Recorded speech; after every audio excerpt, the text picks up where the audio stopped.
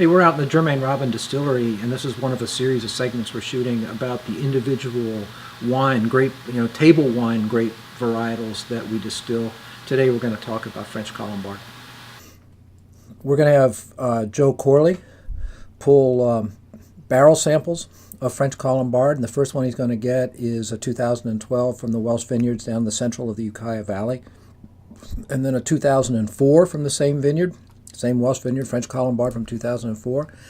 And then from a Colombard we distilled in 1983 from the Hildreth ranch, which is very close to the Welsh ranch. And then finally something that we distilled this fall, 2014.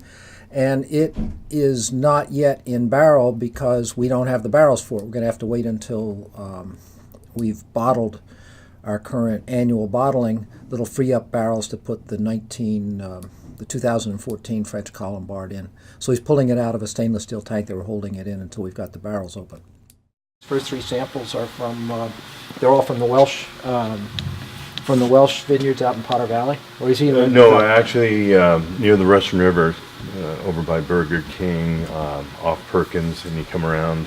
Oh, so this is Central Valley. This is near. Okay, that's very close to where we used to get the 1983 Hildreth. All right, this is brand new distillate.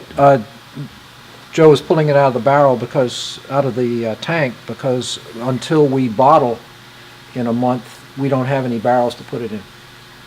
This is made this year. You want to talk about it a little bit? Beautiful stuff. I mean, that first note of the honey hay characteristic comes up for me, and the light floral. This is our workhorse. There's absolutely no burn whatsoever. It's just like totally smooth already at 71%. It has no business being that smooth. That's what happens when you use good grapes.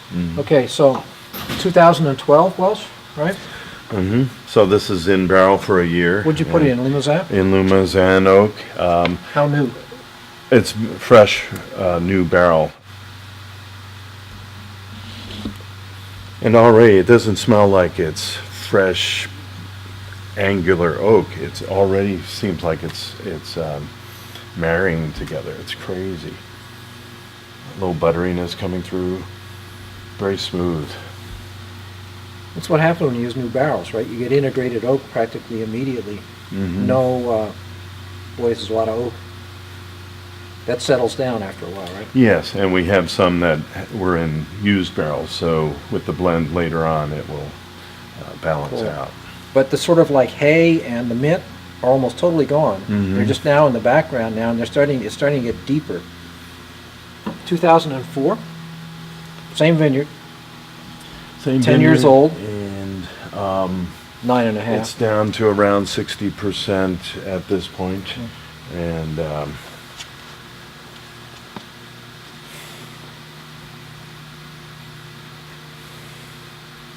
it's very well integrated at this point.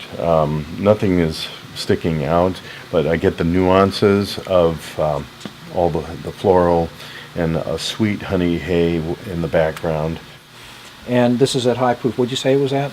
It's around 60%. So it's around 60%. So this is almost 50% stronger than it's going to be when we put it in bottle. And so that the aggressivity just diminishes incredibly when you dilute it a little bit with that rainwater we showed you. But then you notice new oak, used oak. You've got all the deeper color in the new one. This is like. But it's already incredibly soft, right? It is. Just like, what are you going to do with it, Joe? This particular one, I think, I'm going to save and see how it evolves a little bit longer, and perhaps become a single barrel. And then this is the 1983. This is before we knew Welsh. We picked up Welsh, I think, around 1987, 1988. Hildreth. We used to get most of our Colombard from the Hildreth Ranch, which is near the Welsh Ranch down in the center of the valley, and again dry farmed. We used them for they pulled their Colombard out and planted it to Chardonnay because they could get more money for the grapes, which we regretted. He said to me at one time, "I love having my brandy on the table at the White House, but money is money. And anyway, this is stuff we made in the first year. We made some Colombard and made some Pinot Noir in 1983. This is the Colombard. Oh, there's some nice old spices and nuances coming through, and a bit of rancio characteristic. This is in our 30-year-old right now, right? Yes. Unbelievable. When we were talking about this earlier, I said, somebody told you this was 10% alcohol instead of 40%, you'd have no argument. You just can't pick up the alcohol at all. It's just there, it's carrying the flavor. That, to me, that's perfect, right? It's See what I mean? When you don't notice the alcohol at all you're getting is the concentration and purification that comes from distillation being carried through to your nose by this wonderful solvent, alcohol.